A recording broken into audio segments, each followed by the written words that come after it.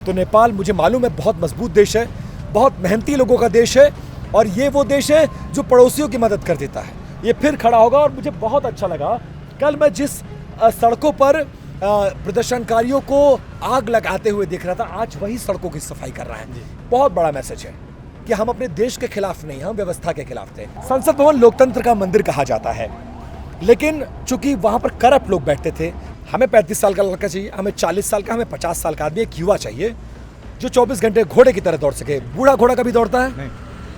कभी रेस जीतेगा? वो अपने आराम के बारे में सोचेगा, कितने लेट से उठ जाएं, कितना कम काम करना पड़े। तो नेतृत्व जो है वो युवाओं को देना पड़ेगा। जब हम लोग मौके पर पहुंचे और हम लोगों ने इस प्रोटेस्ट को देखा, युवाओं से बात की, हर किसी से मिले, तो ये पता चला कि ये करप्शन को लेकर है, ये नेपोटिज्म को लेकर है। कभी शेर बहादुर देवबा, कभी प्रचंड साहब, कभी ओली साहब, मिला जुला कर सत्ता इन्हीं के आसपास रहती है और इन्हीं के लोगों को फायदा मिलता है, इन्हीं के बच्चों को फायदा मिलता है। तो इसको लेकर आक्रोश बहुत ज्यादा था। करप्शन के नेताओं पर एलिगेशंस बहुत ज्यादा थे। चाइना मदद कर सकता है आपकी, अमेरिका मदद कर सकता है आपकी, इंडिया मदद कर सकता है, लेकिन उसमें भी डिप्लोमेसी है। अगर आप अमेरिका के पास जाएंगे तो चाइना नाराज हो जाएगा, आप चाइना के पास जाएंगे तो इंडिया नाराज हो जाएगा, इंडिया के पास जाएंगे तो एक स्ट्रैटेजी बनाना पड़ेगा। दर्शक महानुभावहरू, यति बेला हामी संसद भवन परिसर बाहिर छौँ। संसद भवन परिसर बाहिर हुँदै गर्दा यति बेला हामीसँग अन्तर्राष्ट्रिय सञ्चार माध्यम TV9 नेटवर्कबाट विपिन चौबे हुनुहुन्छ। नेपालमा भएको दुर्घटना अथवा घटनामा भारतीय सञ्चार माध्यम अथवा अन्तर्राष्ट्रिय सञ्चार माध्यमले के जानकारी लिइरहेको छ, के भनिरहेको छ, यस विषयमा जानकारी लिनका लागि यति बेला हामीसँग TV9 नेटवर्कका रिपोर्टर विपिन चौबे। नमस्कार, स्वागत है। नमस्कार, बहुत। आप कैसे हैं? बहुत ठीक। आप? मैं बहुत अच्छा हूँ। नेपाल में इतना बड़ा दुर्घटना हो गया, आप इंटरनेशनल मीडिया क्या कवरेज कर रहे हैं और क्या बोल रहे हैं इस सब? देखिए, 2 दिन पहले नेपाल को लेकर जो परसेप्शन था वो परसेप्शन चेंज हो चुका है। 2 दिन पहले दुनिया में परसेप्शन बनाने की कोशिश की गई कि नेपाल की जो जेनजी जनरेशन है वो सोशल साइट्स के खिलाफ सड़कों पर आ गई, लेकिन ऐसा नहीं था। जब हम लोग मौके पर पहुंचे और हम लोगों ने इस प्रोटेस्ट को देखा, युवाओं से बात की, हर किसी से मिले, तो ये पता चला कि ये करप्शन को लेकर है, ये नेपोटिज्म को लेकर है, ये इसके अलावा फेवरेटिज्म को लेकर है। और पूरा नेपाल, शुरुआत युवाओं ने की, लेकिन इस आंदोलन में पूरा नेपाल साथ आ गया और हमने देखा एक ऐसा क्रांतिकारी परिवर्तन जो शायद नेपाल का इतिहास में हमेशा याद रखा जाएगा। संसद भवन लोकतंत्र का मंदिर कहा जाता है, लेकिन चूंकि वहाँ पर करप्ट लोग बैठते थे, यहाँ के लोगों से, जर्नलिस्ट से मेरी बात हुई, पब्लिक से मेरी बात हुई, उन लोगों ने कहा कि यहाँ जो अब तक बैठे 16 साल में 13 सरकार, मतलब ऑन एन एवरेज 1 साल, सवा साल सरकार चलती है और घूम फिर कर जैसे एक थाली में कई कटोरियाँ होती हैं, तो ये कटोरी यहाँ से कल वहाँ आ जाएगी। मतलब कभी शेर बहादुर देवबा, कभी प्रचंड साहब, कभी ओली साहब, मिला जुला कर सत्ता इन्हीं के आसपास रहती है और इन्हीं के लोगों को फायदा मिलता है, इन्हीं के बच्चों को फायदा मिलता है। तो इसको लेकर आक्रोश बहुत ज़्यादा था। करप्शन के नेताओं पर एलिगेशंस बहुत ज़्यादा थे। वो बर्दाश्त करते करते नेपाल का जो युवा था उसको लगा कि बेरोजगारी से वो परेशान है, महंगाई से वो परेशान है, नेपोटिज्म से परेशान है कि अगर मेरे पास जैक नहीं है, अगर मैं एक बड़े बाप का बेटा नहीं हूँ तो मुझे नौकरी नहीं मिलेगी, मेरे पास पैसा नहीं होगा, मैं व्यापार नहीं कर सकता हूँ। तो वो लोग सड़कों पर उतरे। हालांकि दुखद है संसद को जलाया जाना, मंत्रालय को जलाया जाना, राष्ट्रपति भवन को, क्योंकि ये जनता के पैसे से बना हुआ था, लेकिन आंदोलन था। युवा को जो लगा उन्होंने किया और मुख्य मांग थी कि प्रधानमंत्री को स्टेप डाउन करना चाहिए, हटाया जाना चाहिए। प्रधानमंत्री को हटा दिया गया। अब तमाम मंत्रियों ने इस्तीफा दे दिया। अब नई सरकार के गठन का रास्ता है। अब जो है नेपाल में इंटरनेशनली एक्सरसाइज क्या है कि नेपाल में कितने साल तक, मतलब 5 साल तक सरकार स्थिर कब कैसे होगा? अब उसके लिए जरूरी ये है कि एक नई पार्टी ऐसी आए, दोबारा से फ्रेश चुनाव हो, जनता उस शख्स को चुने जिस पर उसको भरोसा हो और ऐसा शख्स चुनकर आए जो अपने फायदे के लिए नहीं, यहाँ के आवाम के लिए सोचे, यहाँ के युवाओं के लिए सोचे, यहाँ की महिलाओं के लिए, बच्चों के लिए सोचे। यहाँ एजुकेशन सिस्टम अच्छा होना चाहिए, यहाँ एम्प्लॉयमेंट सिस्टम अच्छा होना चाहिए, यहाँ का हेल्थ सिस्टम अच्छा होना चाहिए। इसको ठीक करे, रोड्स अच्छा करे, कंस्ट्रक्शन करे, बिल्डिंग्स बनाए, मॉल्स बनाए, फैक्ट्रीज बनाए, एम्प्लॉयमेंट दे और नेपाल की तरक्की के बारे में सोचे, अपने बारे में नहीं। क्योंकि नेता आता है, वो कोई अमेरिका में घर खरीद रहा है, कोई ब्रिटेन में मॉल बना रहा है, कोई बांग्लादेश में कुछ कर रहा है, कोई इंडिया में कुछ कर रहा है। ऐसे आदमी को नहीं चयन करना है।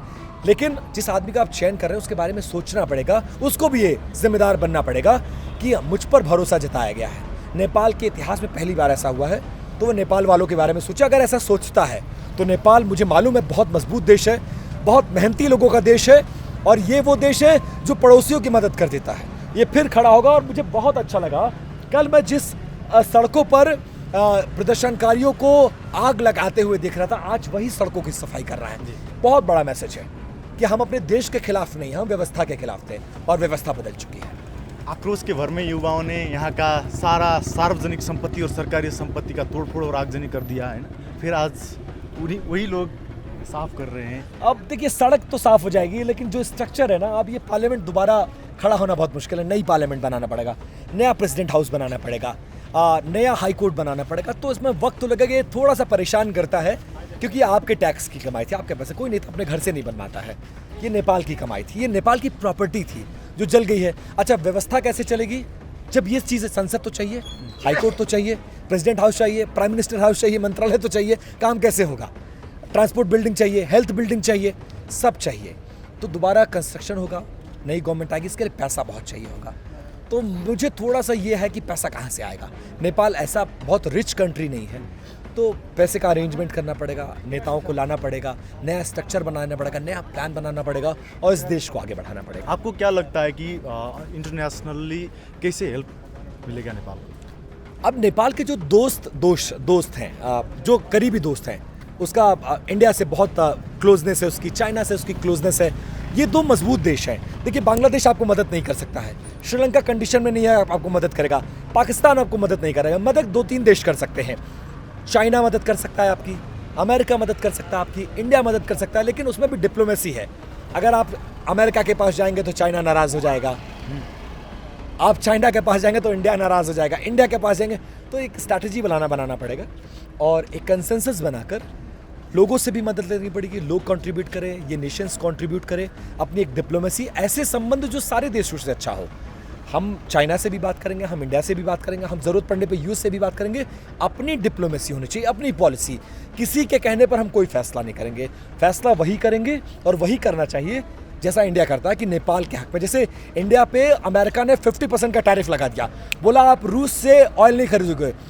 इंडिया ने कहा आप 50 नहीं 100% टैरिफ लगाओ, लेकिन अगर रूस से ऑयल खरीदना हमारे नेशन के फेवर में है तो हम वही करेंगे।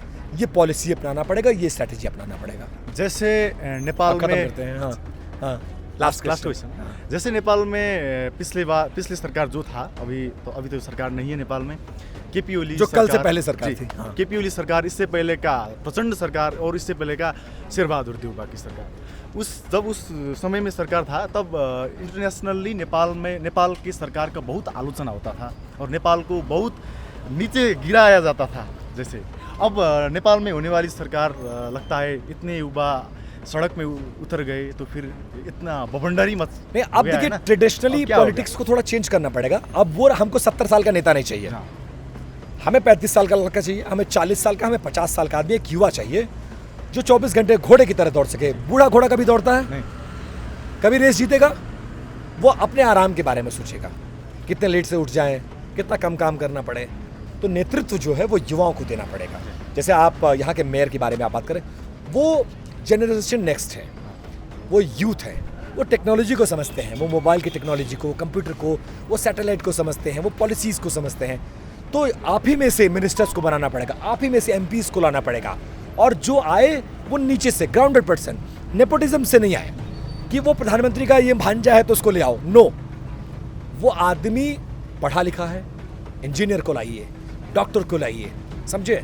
इस तरह से हाईली एजुकेटेड पर्सन को लाइए, जो एजुकेशन के बारे में सोचे, डॉक्टर्स को लाइए, जो हेल्थ मिनिस्टर बने, जो टेक्निकलिटीज़ को जाने, जिसको ब्यूरोक्रेट बनाना पाए, वो बारे में सोचेगा। अगर ऐसे लोग आएंगे तो मुझे पूरा भरोसा है ये देश बहुत मजबूत है, युवाओं का देश है, और ये देश दुनिया को संदेश देगा, दोबारा खड़ा होगा, मुझे भरोसा। और फिर से एक बार मुस्कुराता हुआ, हंसता हुआ नेपाल पूरी दुनिया देखेगी। Best wishes from my side.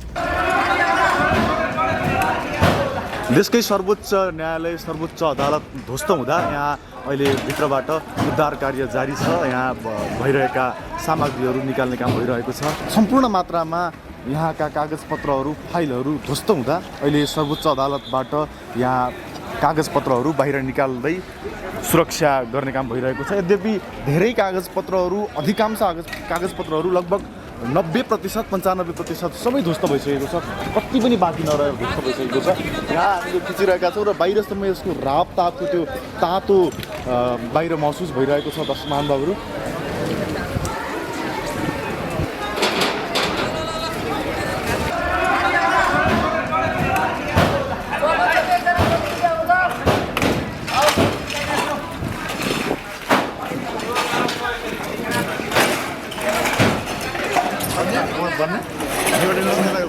पर्दैन। देशकै सर्वोच्च न्यायालय सर्वोच्च अदालत ध्वस्त हुँदा यहाँ अहिले भित्रबाट उद्धार कार्य जारी छ। यहाँ भइरहेका सामग्रीहरू निकाल्ने काम भइरहेको छ र यहाँ ठुलो मात्रामा कानुनका विद्यार्थीहरूदेखि लगेर कानुन व्यवसायीहरू र सर्वोच्च अदालतका कर्मचारीहरू उपस्थित भएर यहाँबाट सामानहरू बाहिर ओसार पसार गर्दै हुनुहुन्छ र सर्वोच्च अदालत पूर्ण रूपमा क्षत विक्षेप भइसकेको छ। सर्वोच्च अदालत कुनै पनि बाँकी नरहेर ध्वस्त भइसकेको अवस्था छ। सर्वोच्च अदालतमा आगजनी हुँदा दमकलले आगो नियन्त्रण गरिरहेको छ र यहाँ उसले सक्ने जति जे गरिरहेको छ।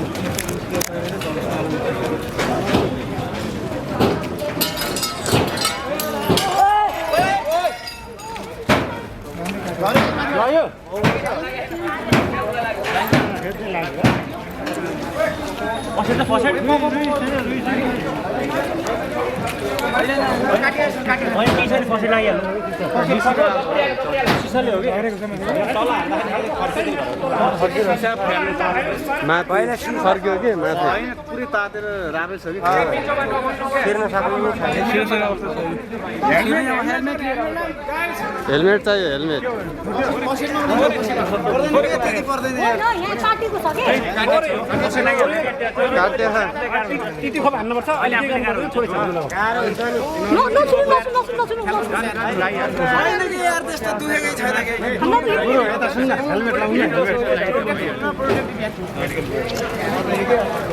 सर्वोच्च अदालतमा हिजो सम्पूर्ण मात्रामा यहाँका कागजपत्रहरू फाइलहरू ध्वस्त हुँदा अहिले सर्वोच्च अदालतबाट यहाँ कागजपत्रहरू बाहिर निकाल्दै सुरक्षा गर्ने काम भइरहेको छ। यद्यपि धेरै कागजपत्रहरू अधिकांश कागजपत्रहरू लगभग 90%, 95% सबै ध्वस्त भइसकेको छ।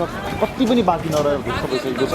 यहाँ हामीले खिचिरहेका छौँ र बाहिरसम्म यसको राप तापको त्यो तातो बाहिर महसुस भइरहेको छ दर्शक महानुभावहरू।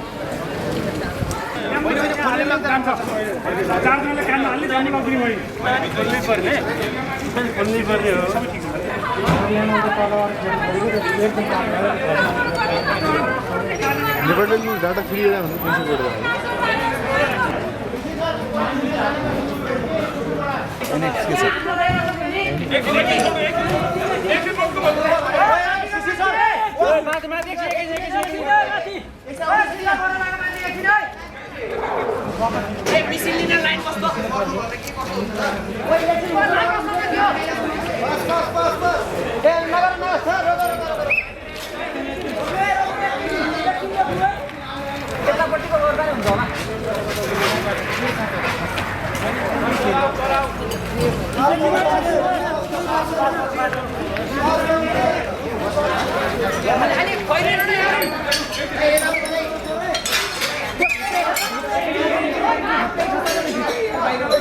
एकछिन न एकछिन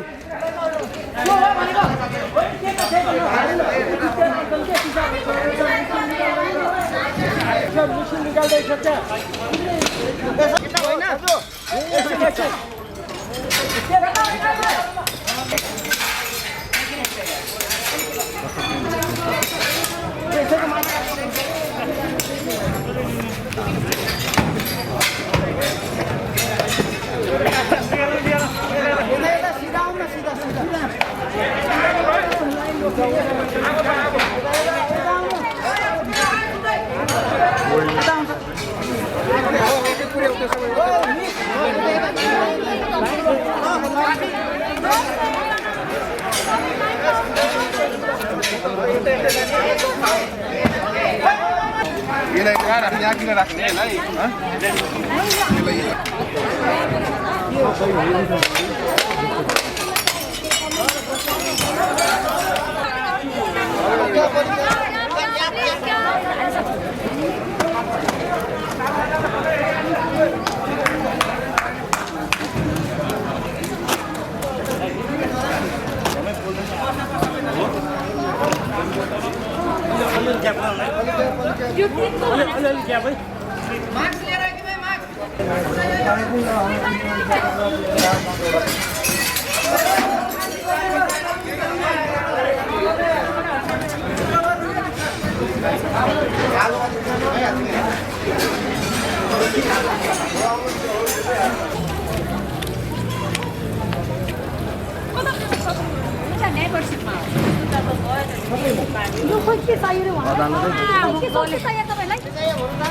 फाइन एक्सटिङ्गुसर के काम लाग्ला